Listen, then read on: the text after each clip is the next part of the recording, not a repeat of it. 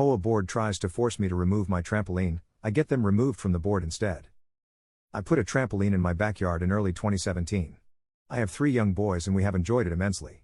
My neighbor, the HOA president at the time, went to sell his house in spring of 2018 and his realtor said the trampoline in my backyard might be a detriment to getting top dollar for his home. So he convinced the neighbor on the other side of my house to complain as well. Out of the blue, I received a message from the HOA property manager that the neighbors complained and I would need to submit a form to get it approved. Intermission. What's sad is that I was friendly with both of these people.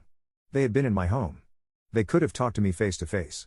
With one of the neighbors I paid for our shared fence at her request, since her neighbor on her other side wouldn't contribute to their shared fence, another board member and human piece of garbage. I would have been willing to dig a hole for the trampoline, to hide it more, or purchase a new one with elastic bands rather than springs, to make it quieter. Both of those options are cheaper than getting a lawyer. But nobody asked. Nobody came to me to have a face-to-face, heart-to-heart discussion about their concerns. A few ironies. These are 5-bedroom homes, clearly people with kids are going to move in, and they are going to be noisy in their backyard with or without play equipment. The guy who sold his home smoked like a chimney. I don't think my trampoline should have been his top concern.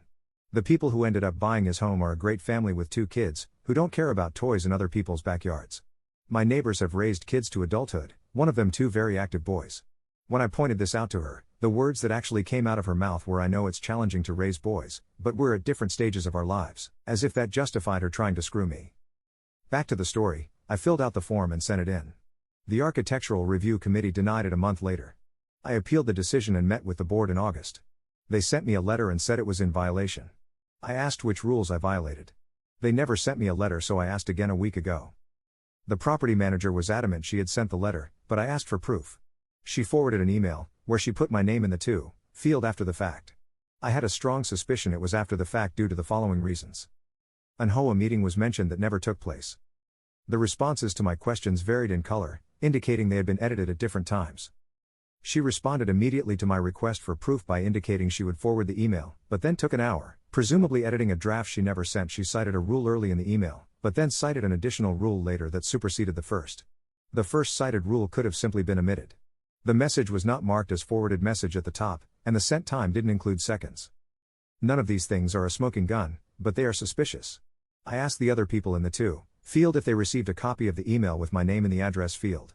The only honest member of the board replied he hadn't. The rest remained silent because they didn't want to look like they and the property manager dropped the ball. Intermission. If you're curious why the board didn't like my trampoline, here is the rationale provided in the letter that was never sent. Due to the close proximity of the homes to each other and the small yards, the trampoline is unsightly to the homes surrounding it. Realtors for those homes surrounding you have stated that it is a detraction to selling homes and is lowering the home values of those around it. There have also been neighbor complaints regarding the noise level, which creates those homeowners to be unable to enjoy their homes. They are also unable to use certain portions of their homes while the trampoline is being used. My kids all weigh under 35 pounds, they go to bed at 7 p.m. and don't jump on the trampoline in the morning before 10 a.m. My neighbors bought homes 10 feet away from mine. What did they expect? Back to the story, the year-end meeting was scheduled for yesterday, and 4 board positions were up for election. I got 3 of my friends on the street to run with me. I went door to door every day for a week and spoke with a majority of homeowners about their discontent with the street.